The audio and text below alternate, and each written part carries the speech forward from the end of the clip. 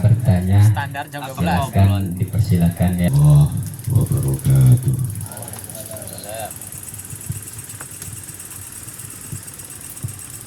Ada sebuah pertanyaan dari saya. Ya. Ketika orang-orang Wahabi menyebut bid'ah, ya, bid'ah itu sendiri apa maknanya dan apa arti daripada bid'ah?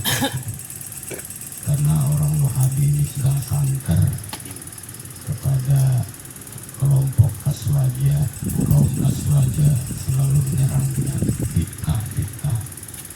Sebenarnya bid'ah itu apa? Maksud dan tujuan serta artinya. Sekian dari saya. Assalamualaikum warahmatullahi wabarakatuh. Ada suatu pertanyaan yang masih syak, ya. Mungkin Jafri juga mau bertanya sebenarnya ya, tapi masih ragu. Tadi menerangkan Nabiullah Khidir. Bahasa Khidir itu kan ada yang makna hijau, penghijauan, ya hijau lah pakaian. Ada yang mana hadir itu datang. Ya, apakah makna dua itu dengan logat satu atau kalam satu hidir? Ya, nah, semongko saking gula. Bapak saya hormati. Yang Pertama, Bapak Ibu sesuai mati. hadir. Anak hijau pengkerawat. Terima kasih atas pertanyaan yang pertama yang sangat-sangat super dan berbobot tentang masalah bid'ah yang menjadi andalan orang Wahabi untuk memojokkan kita sebagai ahli sunnah wal jamaah. Kita ta'rifi dulu ya, apa itu bid'ah? Bid'ah itu kullu ma lam yakun fi zamanir rasul ya, wa lam yaf'alhu rasul qawlan aw fi'lan fahuwa bid'ah. Jadi perkara bid'ah itu adalah suatu urusan amalan pekerjaan yang tidak pernah dilakukan oleh Rasul pada zaman Rasul, tidak dilakukan oleh Rasul ya, baik secara fi'liyah pekerjaan maupun secara lisan ucapan himbauan tidak ada pada zaman Rasulnya, lalu sekarang diada-adakan ya, diadakan padahal zaman Rasul kagak ada. Itu namanya bid'ah. Seperti contoh kata orang Wahabi, tahlilan orang meninggal itu tidak pernah dilaksanakan oleh Rasul. Kata orang Wahabi, tahlilan itu tidak ada zaman Rasul. Maka kalau kita mentahlili orang yang meninggal, orang meninggal dunia kita tahlilin tuh sampai 1 minggu, ya kan? Maka itu bid'ah. Maka itu bid'ah. Dan setiap bid'ah itu dolalah, sesat. Jadi kalau kita Aswaja ini mentahlili orang yang meninggal dunia sampai 1 minggu, itu termasuk orang sesat. Dan orang sesat itu akibatnya di neraka. Jadi kita yang nahlilin itu masuk neraka semua. Itu menurut orang Wahabi. Karena orang Wahabi hanya memakai Al-Quran dan hadis. Al-Quran hadis, Al-Quran hadis. Dan sedangkan kita di dalam berpatokan agama itu bukan Al-Quran hadis doang, tapi ijma ulama dengan kias ulama. Dan mereka tidak memakai yang namanya ijma ulama, dan juga tidak memakai yang namanya kias ulang. Ya. Kalaupun tahlil tersebut tidak diadakan pada zaman Rasulullah, kalaupun Rasulullah Shallallahu Alaihi Wasallam, tetapi kelimah-kelimah yang terkandung dalam tahlil itu ada bacaan Al-Qur'annya, ya kan? Ada bacaan istighfarnya, ada bacaan tahlilnya, ada bacaan sholawatnya. Dan itu apakah termasuknya hina bacaan-bacaan tersebut? Tidak ada hina. Dan intinya untuk mendoakan, apakah mendoakan orang mati itu sesat? Tidak. Tidak, karena zaman Rasul pun sering ziarah di kuburan dengan mendoakan. Ya sama. Dan ulama-ulama sepakat bahwa hal tersebut adalah termasuk ijma' mu'tabar. Boleh sebagai aswad. Jadi bid'ah itu sesuatu yang tidak ada zaman Rasul diada-adakan. Ya benar, cuman salah memahami sampai ke furu'iyah. Ya, nggak pakai kias, nggak pakai hikmah. Yang lurus itu pada zaman Rasul yang tidak ada itu, seperti zaman Rasul sholat duhur itu 4 rakaat, sekarang ditambah menjadi 6 rakaat. Itu namanya bid'ah. Ini tahu yang namanya bid'ah. Orang Rasul sholat duhur 4 rakaat, ini 6. Itu bid'ah. Karena berkaitan langsung dengan hal-hal yang fardu, bukan hal-hal yang sunnah atau fadilul akmal.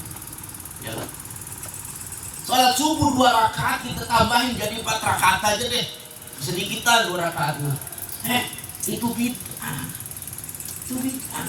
Bukan bid'ah itu di tahlilan-tahlilan, di jara-jara kubur. Ya, itu. Dan bid'ah itu luas, terbagi menjadi ada bid'ah wajib, bid'ah hasanah, ya, ada bid'ah madmumah. Ya kan? Nah, bid'ah itu, bid'ah yang wajib itu, mana contohnya bid'ah yang wajib? Zaman Rasul Al-Quran tidak ditulis, ya, seperti yang kita lihat pada saat ini. Al-Quran tidak ada, haram hukumnya zaman Rasul ditulis, langsung dihafal oleh kolbu para sahabat Nabi. Tapi ketika ya Nabi meninggal dunia, wafat, ketika zaman yaitu Abu Bakar, Umar, Utsman bersepakat, Umar, Utsman bersepakat bahwa Al-Quran ini harus ditulis. Yang tadinya Al-Quran itu acak-acakan, ada yang dikulit, ditulisnya 1 ayat, 2 ayat, 1 surat, 2 surat. Ada yang di kayu-kayu, ada yang di batu-batu, tulisan acak-acakan. Hanya dikumpulkan ya setelah ittifaq para sahabat yang digawang oleh Umar dan Utsman, maka sepakatlah untuk ditulis. Padahal zaman Nabi itu kagak ada haram. Ya, katanya ada. Nah, itu namanya bid'ah hasanah. Kalaulah tidak dituliskan, maka nanti yang hafal Al-Quran meninggal dunia, yang Al-Quran yang ada di kolbuknya, maka nanti akan hilang Al-Quran. Ya kan? Akan hilang Al-Quran. Kalau orang yang menghafalnya semua meninggal dunia, hilang Al-Quran. Tetapi kalau sudah ada tulisannya, sudah tertulis ya dalam kertas yang disebut mushaf, kalaupun orang yang ahli Quran, kubat Al-Quran ini meninggal dunia, masih ada tulisannya, agak hilang sampai sekarang, alhamdulillah masih ada. Nah, itu bid'ah wajib, bid'ah hasanah. Kalau diumumkan masalah bid'ah, ya berarti haram. Lu baca Quran dari mana? Iya kan? Nah, ada bid'ah madmumah, ya. Ya, bid'ah madmumah, ya ini yang kagak bagus, bid'ah madmumah ini, ya, yang tercela, yaitu yang kaitannya dengan yang wajib-wajib, tetapi dia tidak mengikuti yaitu anjuran-anjuran syariat-syariat Rasulullah Shallallahu Alaihi wasallam. Orang sholat itu semua madep ke arah kiblat, ke arah kulon, dia mah ke arahnya hidung. Ya, itu bid'ah madmumah, sesat, ya, sesat. Nah itulah, jadi ta'rif atau definisi daripada bid'ah itu sebenarnya lurus. Kullu ma lam yakun fi zamani Rasul qaulan aw fi'lan bahwa bid'ah. Itu pengertian daripada bid'ah. Tetapi semua yang kita laksanakan ahli sunnah wal jamaah ini ialah insyaallah masih dalam koridor, ya, yaitu tidak keluar daripada aturan-aturan para ulama-ulama juga, ya. Itu satu, ya. Yang kedua, pertanyaan tentang Khidir, ya. Tentang Nabiullah Khidir, bahasa berarti lapan. Khidir itu ya kho, dod, ro. Kalau kho ada titiknya itu maknanya hijau, ya kan? Khadara, ya. Khadara, yakhdu khadratan, jadi hijau. Khidir hijau. Kalau kagak ada titiknya, hidru, hadir, ya mananya? Hadoro, hadir, datang. Dan Nabiullah itu Khidir itu pakai kha, ya, pakai kho, ada titiknya. Jadi maknanya itu hijau, berarti Nabi hijau. Ya, Nabi Khidir itu Nabi yang hijau. Maksudnya disebutnya Khidir itu aran aslinya kan Balya. Aran aslinya kunyahnya, ya, kunyahnya Abul Abbas, ya kan? Kunyahnya Abul Abbas. Nama aslinya Balya bin Malkan. Itu yang masyhur, ya. Balya bin Malkan itu yang masyhur. Kenapa disebut ada istilah Khidir padahal nama aslinya Balya? Karena setiap tempat tanah yang diduduki oleh Balya bin Malkan ini pasti akan tumbuh hijau, menandakan keberkahan, yaitu Balya bin Malkan. Maka disebutlah Khidir. Kalau istilahnya duduk di atas batu, batunya itu hijau, subur, hijau. Iya, jadi hijau. Kalau di atas tanah, tanahnya itu gersang, ya, gersang. Ketika diduduki Nabi Khidir alaihissalam, maka sekitarnya dan seputar itu akan tumbuh hijau, sukat-sukat. Ya, tanaman-tanaman akan berkah hijau. Itu namanya Khidir. Dan ada keterangan juga dari kiai-kiai kita bahwa Nabi Khidir itu bertempat, yaitu di laut, ya kan? Sebagaimana Nabi Musa pun ketika mencari Nabi Khidir itu pertemuannya adalah di laut, ya kan? Di laut, baru ketemu di laut dengan cara cirinya membawa ikan gesek itu kan.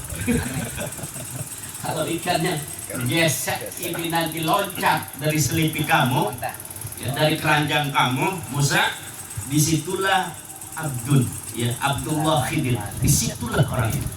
Nah, itu kan bertemu dengan Nabiullah Khidir. Maka ada amalan, hadirin rahimakumullah, kalau kita pengen ketemu dengan Nabiullah Khidir alaihissalam, amalannya 40 hari kita wirid dekat laut. 40 hari wirid dekat laut. Ada tuh tarekatnya, tirakatnya itu adaan. Pengen ketemu Nabi Khidir. Tapi sebelum ketemu dengan Nabi Khidir, nanti juri-juri setan laut itu bakal menggoda silam. Tak apa-apa kan? Jadi sing masyhur adalah Khidru, Nabi Khidir. Jadi melambangkan keberkahan. Tempat yang didatangi oleh Nabi Khidir melambangkan keberkahan. Dan mudah-mudahan tempat kita ini walaupun seminggu sekali kita membaca Musabbihatul Asyar, mudah-mudahan kita mendapatkan keberkahan. Bukan saja kita ruang yang hadir, orang-orang yang sekitar di orang baku kemana semua mendapatkan keberkahan. Tetapi yang lebih mantap lagi, anjuran aurat tersebut masing-masing. Kalau kita di sini membaca Musabbihatul Asyar itu hanya sekedar ngasah bareng-bareng laporan. wiridnya masing-masing rumah dawamkan. Pertama, ba'da sholat subuh kita baca. Kalau bacanya cepat, kalau ini kan namanya kita berjamaah jadi nggak bisa cepat. Kalau cepat itu cuma 15 menit. 15 menit bisa 10 menit. 15 menit kalau cepat. Yang kedua ialah ba'dal asar atau sebelum maghrib. Itu bacanya 2 kali. Insya Allah kalau kita dawam membaca terus, nanti orang yang punyanya juga akan mencintai kita, ya kan? Iya, kalau amalannya kita baca terus-terusan, maka orang yang punya amalan itu juga akan resep sama kita. Kalau resep sama kita, yang kita mau itu pasti dikasih, ya kan? Nah, kalau benci aja orang minta utang aja, kalau benci ya nggak bakal dikasih. Benci, itu jawabannya. Ya, khidru melambangkan keberkahan. Tempat yang didatangi oleh Nabi Khidir itu berkah hijau subuh. Maka pakaiannya itu Nabi Khidir jubahnya hijau, ya kan? Salendangnya itu sorbannya hijau, bahkan diriwayatkan dia duduk yaitu di atas batu tempat ibadahnya itu batunya hijau. Maka yang hijau dia itu batu itu mahal, biok hijau mahal, ya kan? Apa manis hijau? Berarti di Virus gunung kan hijau kan anak Nabi Khidir berarti. mahal, itu mahal sih hijau. Iya, mahal sih hijau. Nah, pertanyaan itu. Bahkan di pantai Ratu Laut Selatan, penguasa yang kelambinnya kan hijau. Penguasa pantai Laut Selatan disebutnya siapa? Nyi Roro Kidul, Ratu Nyi Roro Kidul. Kan melambangkan hijau ya. Hijau, ini lukis-lukisan kan hijau itu. Lukisan. Itu penguasa laut. Berarti ketemu Nabi Khidir ya? Pasti ketemu laut Nabi Khidir, tapi ya itu mah istilahnya kita orang wajib kita iman. Jadi percaya, orang percaya, orang duraka tentang ia itu Nyi Roro Kidul. Senajan orang percaya orang duraka itu. Tetapi namun orang percaya di Nabi Khidir mah Nabi Allah. Nah ini kita orang itu ya sebagai wong Islam ini diragukan akidah karena Nabi Khidir telah diabadikan di dalam Al-Quran. Nabi Musa pun berguru kepada Nabi Abdan itu adalah Khidir, Nabi Khidir alaihissalam. Mungkin itu jawaban